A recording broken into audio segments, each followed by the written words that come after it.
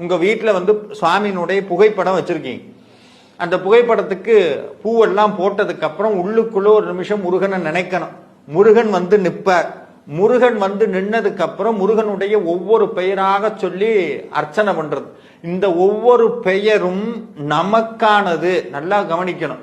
அந்த பெயரை சொல்லுவதால், அந்த மந்திரத்தை சொல்லுவதால் முருகனுடைய ஆற்றல் குறைவதோ ஏறுவதோ கிடையாது. நமக்கு ஆற்றல் ஏறும்.